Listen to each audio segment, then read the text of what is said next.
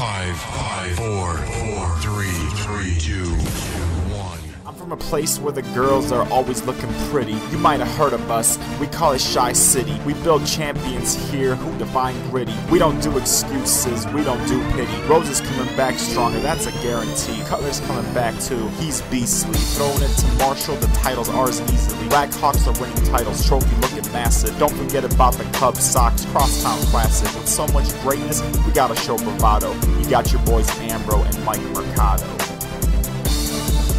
Welcome in, everybody, to the Chicago Beat. I am Mike Mercado, as always, with my best friend, Secret Producer Man. We are from the Man Cave here in Elk Grove Village, Illinois. It is April 9th, 2013, a rainy day here in Chicago. But I've missed you guys. We haven't been on for a little while. Hope everybody's doing okay. You can follow the show everywhere in the universe. We're at Twitter, at the Chicago Beat. We're on Facebook, at the Chicago Beat. And, of course, the new and improved, beautiful, DaChicagBeat.yolasite.com. We had a lot to get into with you guys. Baseball's underway, full swing. You got the White Sox off and going 4-2 to begin the season over their last two series. The Cubs, on the other hand, 2-4, struggling. You have the Bulls, who somehow keep finding ways to win while having random lineups, and the Blackhawks clinch a playoff berth before anybody else in that National Hockey League. So we've had a couple crazy days, and that's not even including the fact that last night, college basketball crowned the new NCAA champion in the Louisville Cardinals over the Michigan Wolverines in a really good game. You had WrestleMania for all you wrestling fans out there. So it was a great, fun-packed weekend. We're going to get into all of that today here on the Chicago Beat.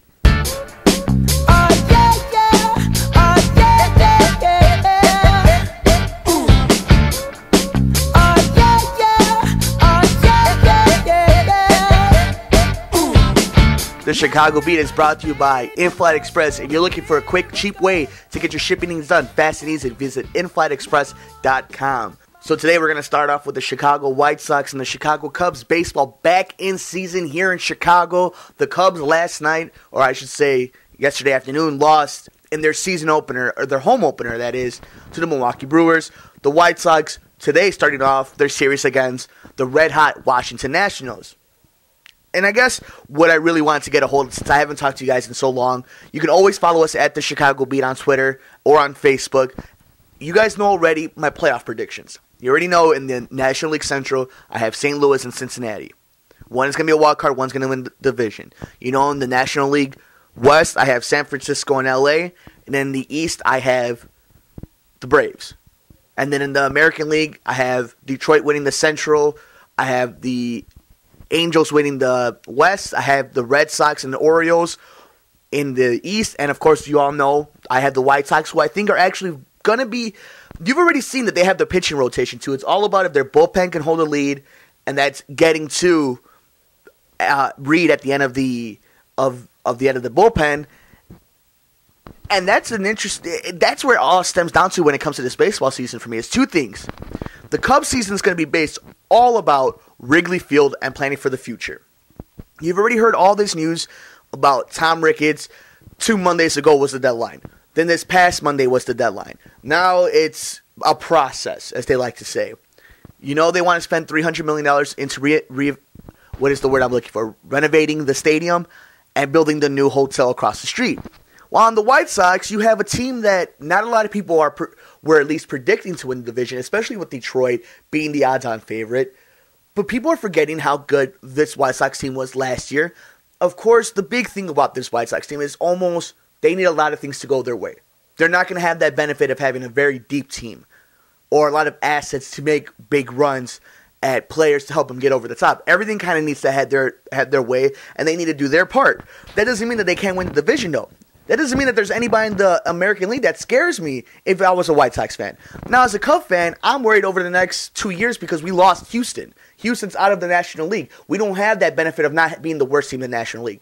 They don't have that. And it looks already like they're already heading into that direction. They might only be 500 once in this season, and that might be the first game that they won. And that's how bad it might be for the North Side.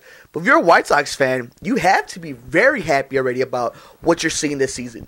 You've seen some very solid pitching. You've seen some timely hitting at points. It all comes back to, can Alexi Ramirez be what he's supposed to be? Can Gordon Beckham finally find the bat? We've already established himself as a great defensive player. But it all comes out if he could find his bat. Adam Dunn needs to watch the strikeouts, but if he could hit the ball out of the park, you almost live with it when it comes to the White Sox.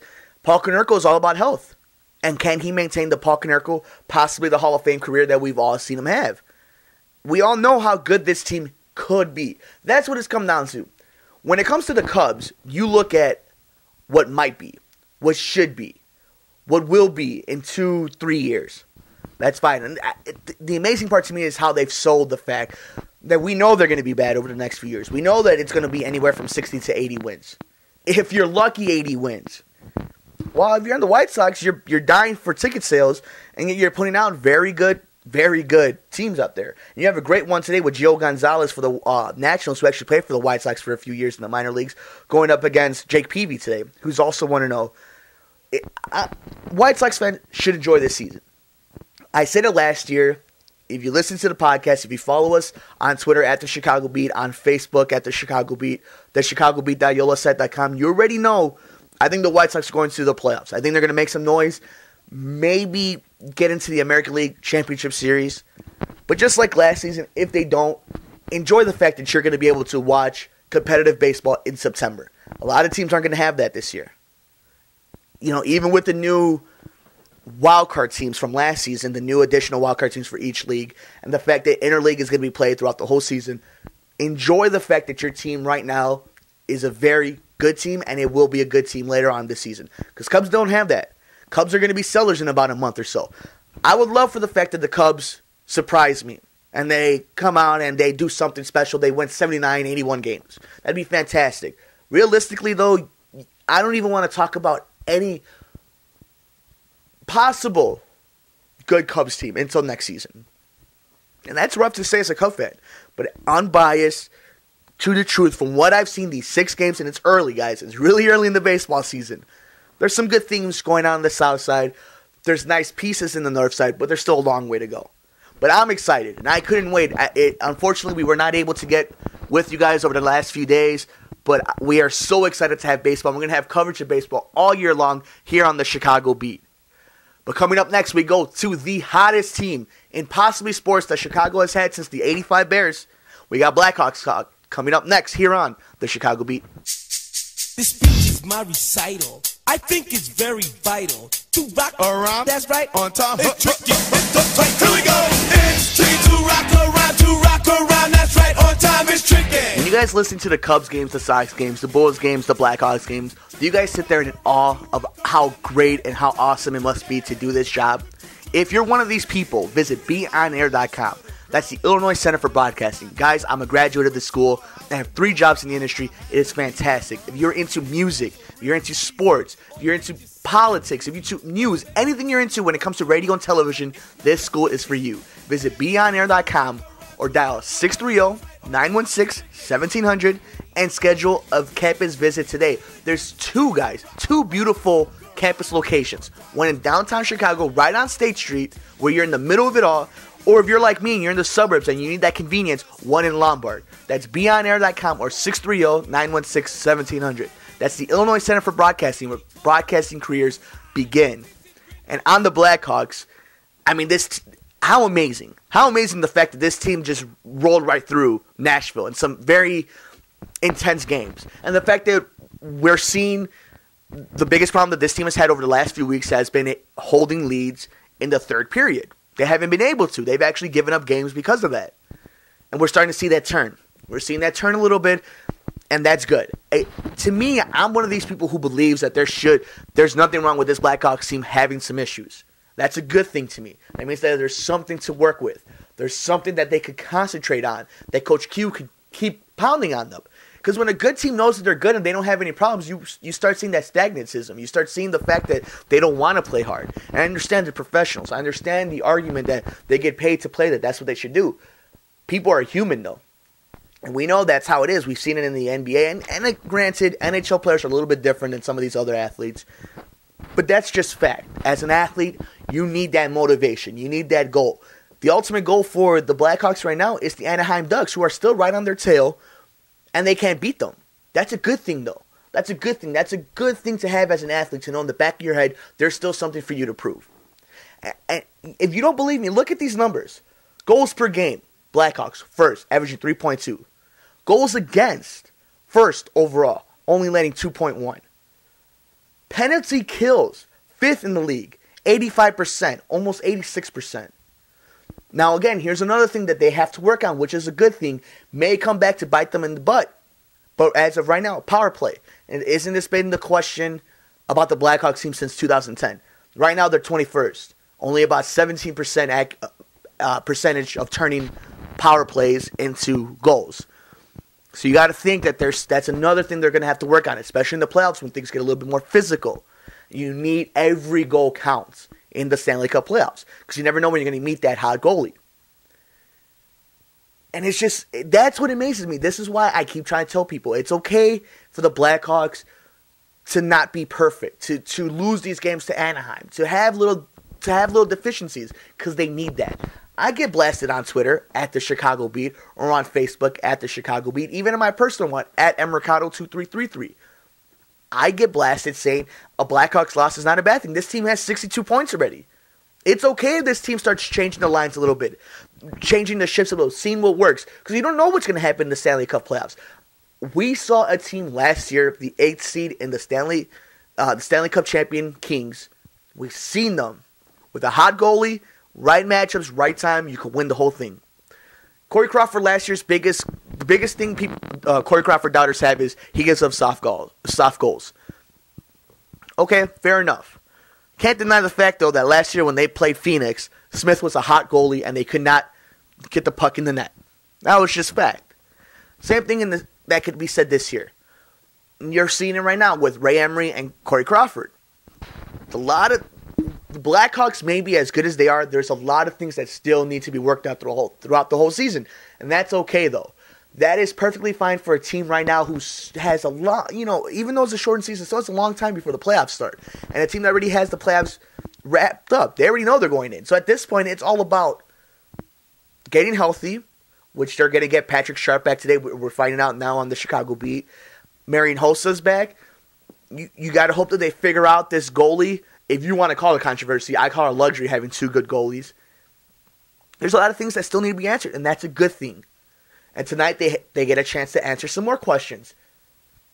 7 o'clock, NBC Sports, Chicago, Minnesota, a rivalry renewed, even though the Minnesota rivalry we had is now with Dallas. It's still Wild versus Chicago. Should be a good one over in Minnesota. We talk about the other team in the Madhouse on Madison next on the Chicago Beat.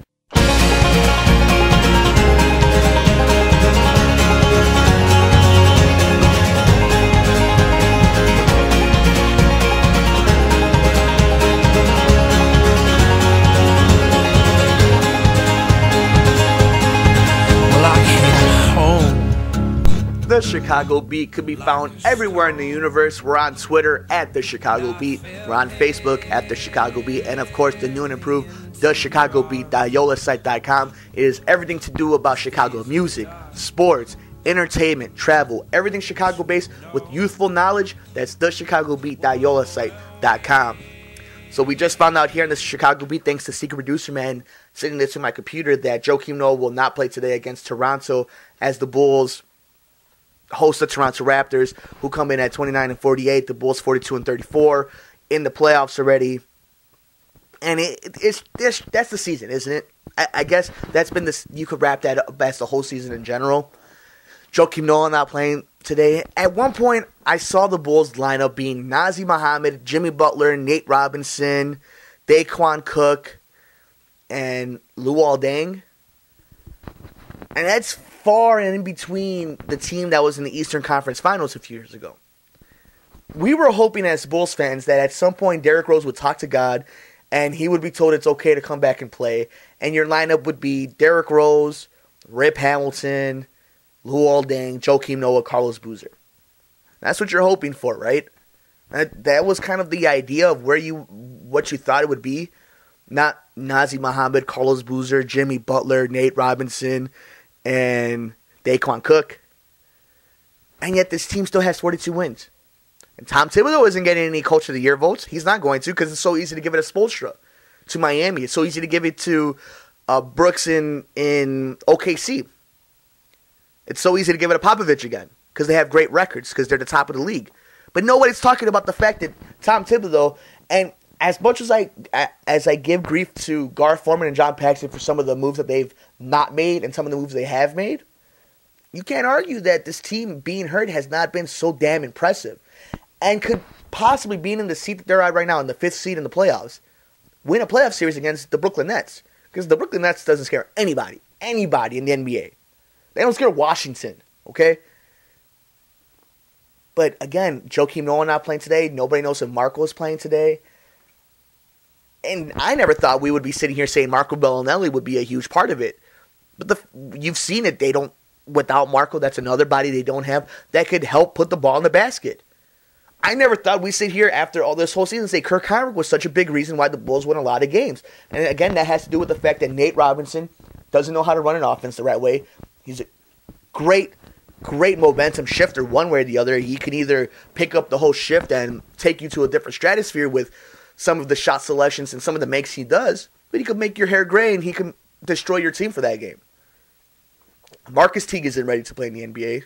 He plays 1 minute. It took Nazr Mohammed a long time to get playing time, and most of that's because of injury. So I think this Bulls team deserves so much more respect than it gets nationally. And some people do give it to them. Some people do say if Derrick was to come back this season, they could make some noise. And now we're hearing, speaking on Derrick, we're hearing about he doesn't need the regular season. He might just come back for the playoffs. For what? I understand. Give me a second to explain myself before you guys start ripping me on Twitter or on Facebook. There's a difference between Derrick coming back to play in the regular season and him coming back to play in the postseason. Okay? The main reason Derrick should be playing in the regular season is to get past that mental hurdle of getting through an injury. Everybody knows that's the last step of recovery, is going back and testing it out. Okay? If he does not play this regular season, does not play this postseason, we're talking about almost 16 months of no basketball. No basketball in the National Basketball Association, and we're expected for him to come back healthy and be ready to be the MVP. Opposed to him coming back and playing 15 and 20 minutes in what is now meaningless games, and would be meaningless games regardless, to come back to get his knees straight, to find out where he is mentally, to prepare yourself for a whole offseason. You give yourself an offseason to prepare a team around him, opposed to thinking, how will he be back the next season? You cannot play for championships in 2014 or 2015. They're not giving those out. They're only giving out the 2013 one. And these people who say it doesn't matter, they can't win it, are ridiculous and ignorant. Because you don't play for future championships, you play for what's in front of you. And that's what the Bulls are doing right now. They're playing for future championships, opposed to this one. And I get it, it's not my money. It's not my need. But it's my opinion. And it's what I see on television. It's what I see when I'm spending $80 a ticket for the Bulls. Just facts. We wrap up shop next here on the Chicago Beat.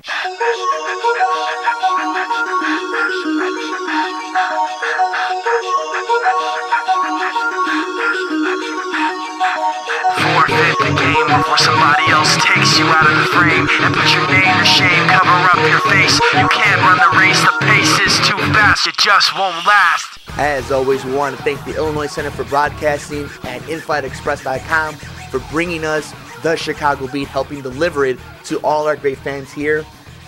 So I don't know if you guys watched it this past weekend. WrestleMania came about. Chicago's own CM Punk loses to The Undertaker. Pretty average card.